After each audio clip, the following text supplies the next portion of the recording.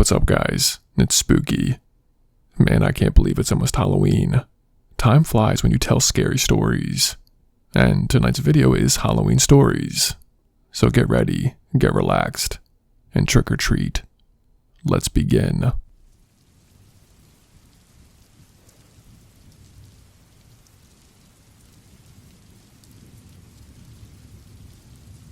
My wife Megan bought a doorbell camera a few days before Halloween last year. She said it'd be good to have since people kept stealing decorations off of our porch. I didn't really care either way, but I helped her set it up, and it was connected to both of our phones. Anytime someone walked up to the door, we'd get a short video clip. On Halloween night, the notifications went off constantly with kids trick-or-treating. We sat on the couch watching the videos, kids in costumes, parents waiting by the sidewalk, one little boy dressed as a hot dog.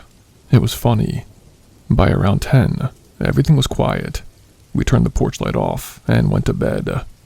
At 3:13 a.m., the camera sent an alert. The sound woke me up. It was just a ping on my phone, but I looked at it right away out of habit.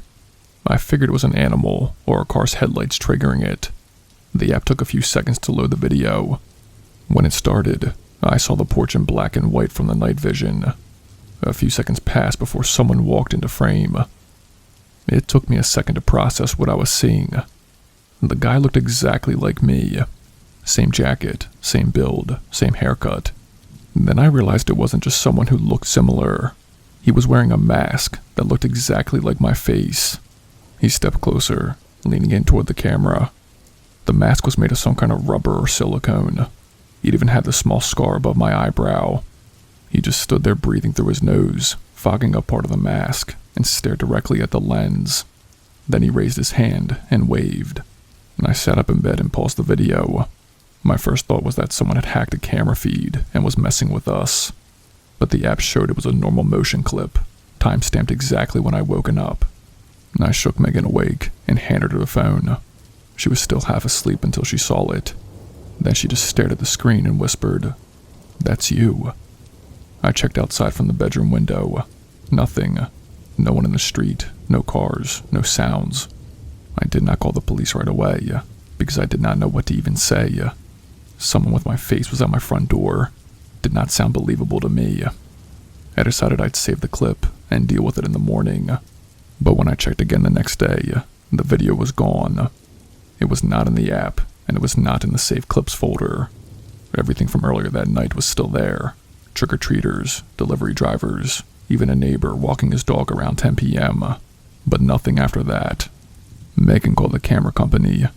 They said it might have been deleted during upload or corrupted, but there was still a record of a motion alert at 3:13 a.m., just no video attached. That night we left the front porch light on. I did not really expect anything to happen, but I checked the camera feed every half hour anyway. Around 11:40, we got another motion alert.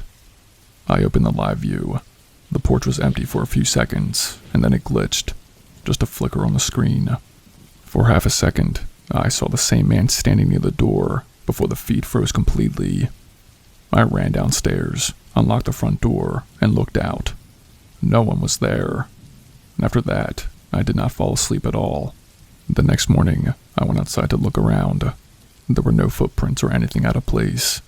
It had rained a little overnight, so the porch was damp. If someone had been standing there should have been marks. There weren't. I started to think maybe the camera was glitching, or someone had hacked the system. But what didn't make sense was how real the mask looked. It wasn't some store-bought thing. It looked exactly like me, like it had been molded from my actual face.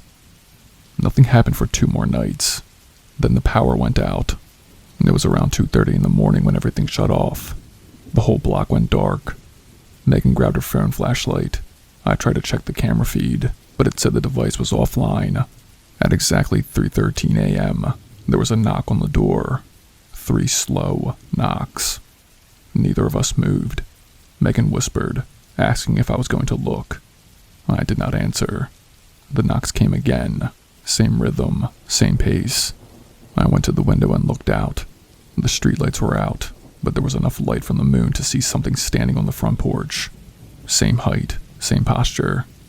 They did not move, did not look around, just stood there facing the door.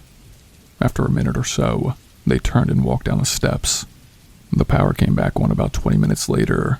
The camera reconnected, and a new video appeared in the feed. The timestamp was 3:13 a.m. The video was black, but the audio worked. You could hear slow breathing and something scraping against the wood. Then a voice whispered, low and distorted, "I like this face better." I took the camera down that night. We moved out a few weeks later.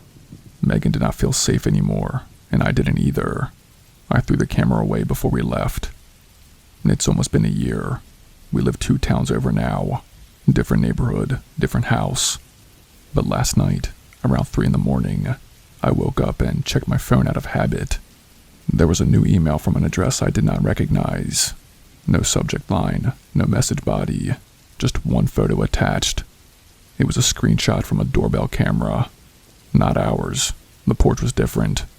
In the center of the photo, someone stood facing the door, wearing a mask that looked exactly like me.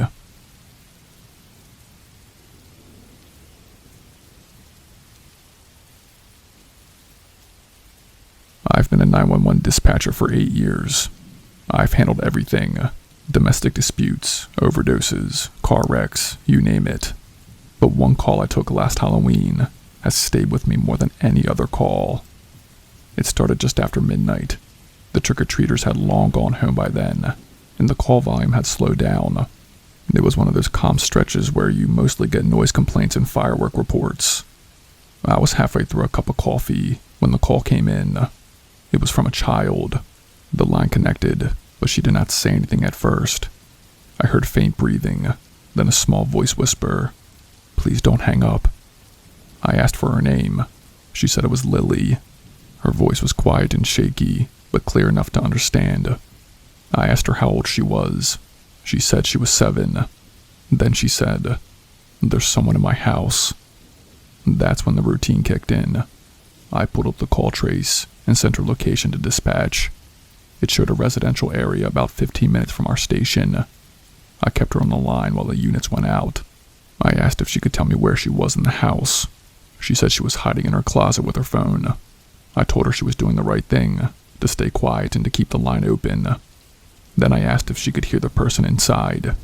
She said, "He's downstairs. He came through the back door." The way she said it, not crying, just matter of fact, made my stomach twist. I asked if she lived with anyone else. She said it was just her and her mom, but her mom wasn't home. She said her mom went to work and she was supposed to stay with a neighbor, but she'd fallen asleep on the couch waiting. I radioed that in. Officers were about 7 minutes out. While we waited, I kept her talking. I asked if she could describe what she heard. She said he was walking around in the kitchen, opening cabinets, and that she could hear him breathing. She said he was wearing something shiny on his hands. I asked what she meant. She said, "Like gloves. They make a squeak when he moves." That detail stuck with me. I asked if she could see him. She said there were holes in the closet door slats, and she could see his shoes when he walked past the stairs. She whispered, "He's not wearing costume shoes. He's wearing work boots." I tried to keep her calm. She whispered that he stopped moving. For a few seconds, there was silence on the line. Then I heard a faint creak through the phone, like floorboards under slow steps. She said, "He's coming." At that point, I had to fight to keep my voice steady. I told her officers were almost there, and she needed to stay quiet, no matter what. A few seconds passed. She whispered, "He's at the top of the stairs." I could hear her breathing now, short, panicked. Then she said, "He's walking by my mom's room." More silence. Then I heard the closet door rattle. Once, then again, but harder. I started talking fast, telling her to stay on the line, that help was pulling up outside. She did not answer. All I could hear was her breathing and the creak of the door. Then the sound stopped completely. The next thing I heard was a man's voice, deep, calm. He said, "Who were you talking to, sweetheart?" The line went dead. I stared at the screen for a few seconds, waiting for her to call back. The officers arrived moments later.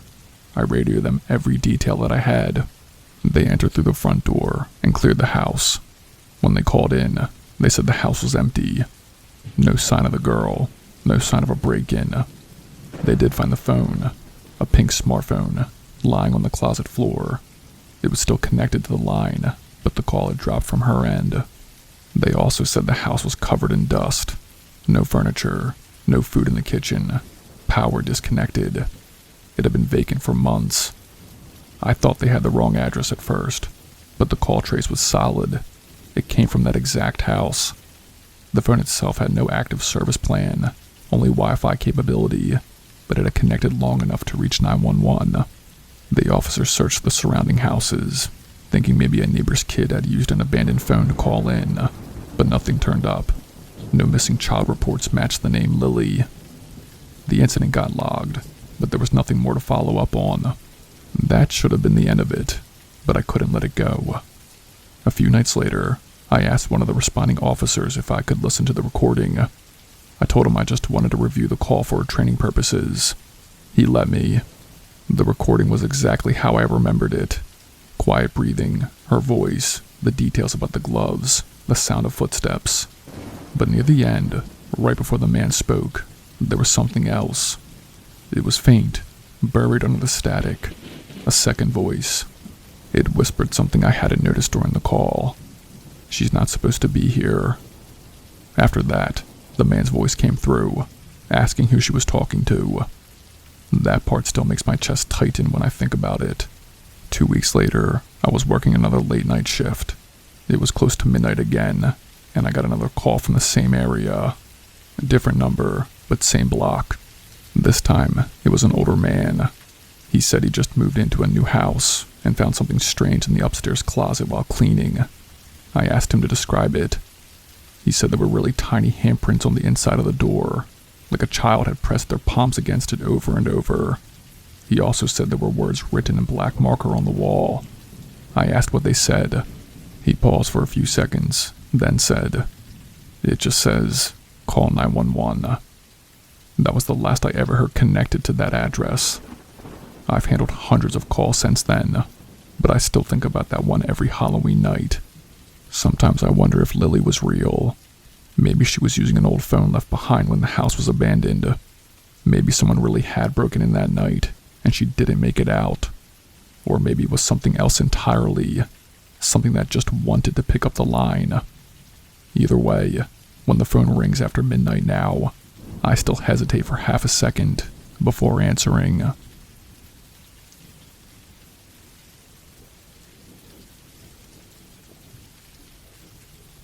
I work for a small floral delivery company. We handle birthdays, weddings, and a lot of funeral orders. It's not the most glamorous job, I get it, but it's steady work for me. I usually take morning routes, but last Halloween, my boss asked if I could cover a few late-night drop-offs. We had several last-minute deliveries for funeral homes hosting memorial services the next day.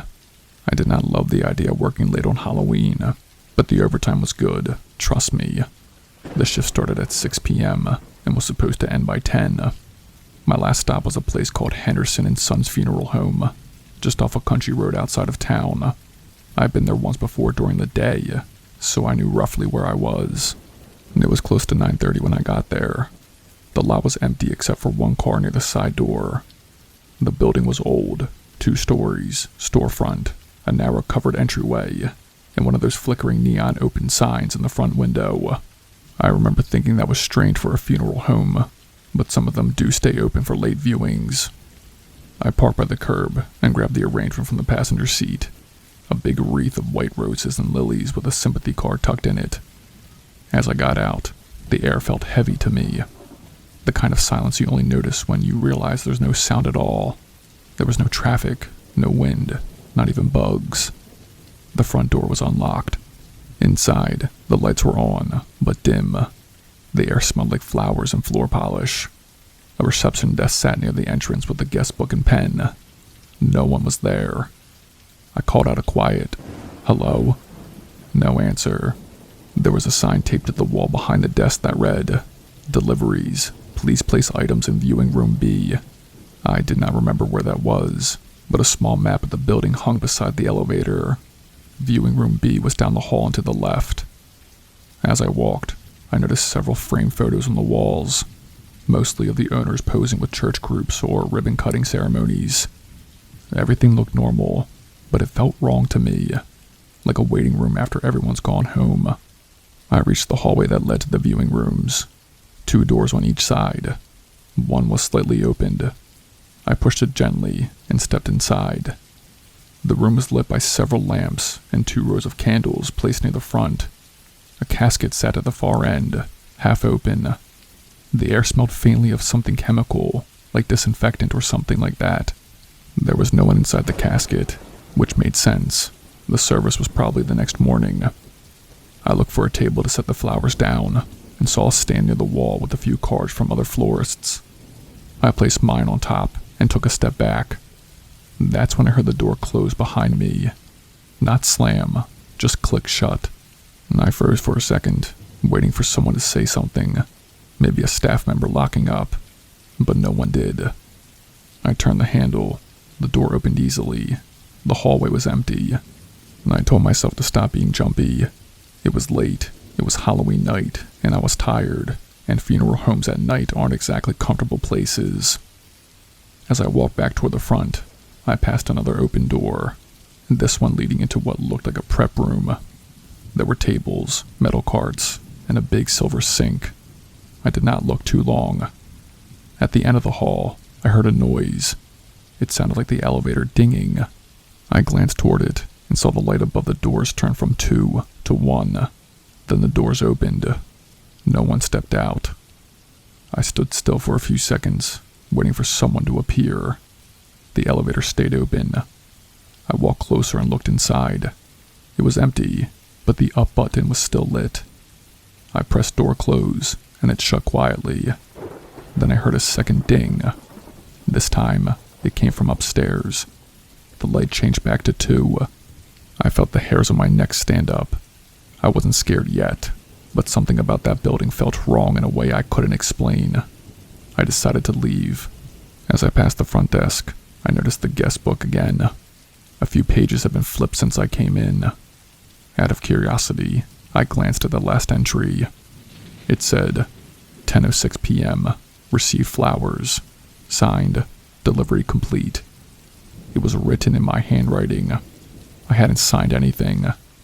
I looked at my phone. It was 9:58. I grabbed my car keys and started toward the door. But before I could reach it, I saw movement in the reflection of the glass. Someone was standing behind me down the hall. I turned. It was a man, mid-40s, tall, thin, wearing a gray suit. His face looked wrong to me. His expression was frozen in a half-smile that didn't change when he moved. He did not speak. I said, "Hey, I was just leaving. I dropped off the flowers for room B." He did not respond. He lifted one arm slowly and pointed behind me, toward the viewing room hallway. I took a step back.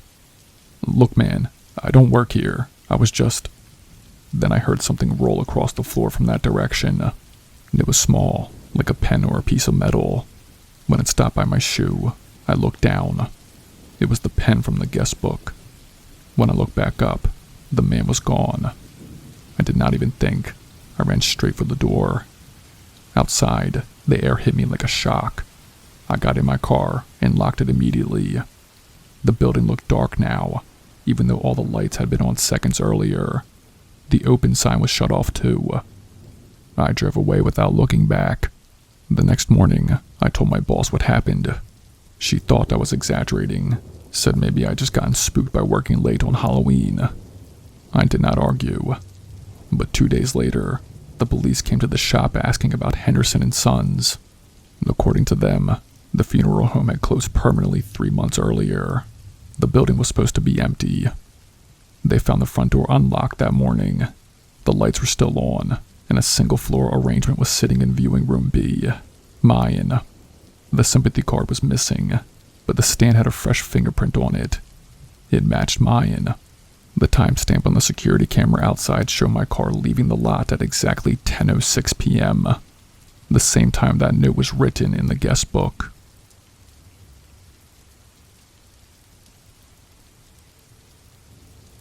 I was 17 last Halloween, home alone for the weekend. My parents had driven out of state to check one of their rental properties and left Friday afternoon. I wasn't allowed to throw parties, so I asked my girlfriend, Rachel, to come over. We'd hand out candy, watch some old horror movies, and keep it simple. By 9, the street outside was packed. Kids darted from house to house. Every few seconds the doorbell rang. We took turns handing out candy and laughing at how every other kid wore the same skeleton onesie. Rachel was sitting next to me on the couch when her phone buzzed. She looked down and frowned. "It's from Laura," she said. "She just texted me, 'Come outside.'" That was strange. Laura lived 40 minutes away and was at a college Halloween party that night. Rachel texted back, "What do you mean? Where are you?" No response. The doorbell rang again, and we opened the door to another group of little kids shouting trick or treat. We gave them candy, waved goodbye, and looked around. Across the street, between two houses where a small patch of trees cut through the yards, stood a man. He was too tall and broad to be a teenager. He wore jeans, boots, and a Michael Myers mask. He wasn't walking with kids or talking to anyone, just standing there, watching. Rachel said, "That's not funny," and texted Laura again. Right then, the man pulled a phone from his pocket and looked at it, like he just received the message. My stomach sank. Rachel hit call. The phone in his hand lit up. He answered. "Hi, Rachel," a man's voice said through her speaker. "Happy Halloween." Neither of us moved. Rachel whispered, "That's not Laura." The voice sounded calm, almost friendly, but the man's posture never changed. He just stood there, phone to his ear, staring at us through that blank white mask. He started walking across the street. Rachel grabbed my arm. "Get inside." We slammed the door, locked it, and killed the lights. The doorbell kept ringing, kids still doing their rounds, but through the front window we could see him stop in the yard and look straight at the house. The mask made it impossible to read anything, but the way he held his head felt deliberate. He stepped closer until he was right outside the living room window. That image burned into me, the shape of him in the mask, framed in the glass, while behind him kids in costumes laughed and moved from house to house like nothing was happening. Rachel's hands were shaking. "This isn't a prank," she said. "That's not her phone." Then he lifted his own phone and pressed it to the window. On the screen was a photo of Rachel and Laura on a vacation in Greece the previous summer, a picture only Laura had. The man had her phone. I ran upstairs to my room and grabbed my arrow pistol. It's not a toy. It shoots short bolts with enough force to seriously injure someone. My dad keeps it for pest control. I loaded it, came back down, and crouched by the couch. Rachel was frozen, staring at the window. That man didn't move. He just held the phone there, showing the photo, and tilted his head like he wanted a reaction. Outside, the kids were still yelling, "Trick or treat," and running past him. Nobody seemed to notice the man standing completely still in a movie mask. He took a step closer, almost touching the glass. I didn't think. I just fired. The window shattered. The bolt hit him square in the chest. He staggered back, screaming, tearing the arrow out with both hands. For a second he looked ready to come through the broken frame, but then he turned and sprinted down the street. Parents shouted, kids screamed, a few adults chased after him, but he disappeared between houses. Rachel was crying. I put the pistol on the table and called 911. My voice shook so bad I had to repeat the address twice. Police were there within minutes. They taped out the area, asked questions, took the pistol and the broken bolt. The blood trail ended a few yards down the road. While officers searched, Rachel called Laura from her laptop. Laura answered immediately, panicked. She'd been at a party all night. Her phone had been stolen earlier, purse unzipped, gone before she noticed. She had no idea someone was using it. That confirmed everything. Whoever had taken her phone had found Rachel's contact, maybe photos, and decided to show up pretending to be her friend. Police canvassed the neighborhood, but nobody got a clear look at the guy's car. They collected the mask. It had landed near the curb, and some neighbors gave statements about seeing a man run bleeding through the crowd. No one knew where he went. They let us give our reports and call my parents, who started driving back that night. Rachel stayed until morning. Neither of us slept.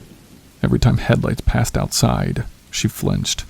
By sunrise, glass littered the floor, candy wrappers covered the porch, and a single arrow shaft lay in the yard bent from impact. The police never found the man. They said he probably got help somewhere nearby and ditched the phone before anyone traced it. They believed he'd chosen the house at random after seeing Rachel's name in the contacts. No one pressed charges over the shot. The officer said, "You were protecting yourself and someone else in your home." That was the end of it officially, but it didn't feel over. Rachel still blames herself for answering that text. I tell her it wasn't her fault. How could she have known? Whoever he was, he'd already planned it out. He had the mask, the phone, the address. For a few weeks, I kept replaying the moment when the window burst, wondering what would have happened if I hadn't fired. I like to think he would have just run off, but I don't know. He wasn't there for candy. He wasn't some kid trying to scare us. He had someone's stolen phone, our names, and a photo meant to prove he knew exactly who he was watching. My parents replaced the window, added a second lock to every door, and had cameras installed around the house. I still live there, but Halloween feels different now. The lights stay off, and I don't answer the door. Sometimes I catch myself watching the same patch of trees across the street. It's usually empty. Still, I remember how it looked that night. The mix of normal and wrong. Kids in costumes laughing, parents calling for them to hurry, and one man in a mask standing still, holding a stolen phone, pretending to be someone we trusted.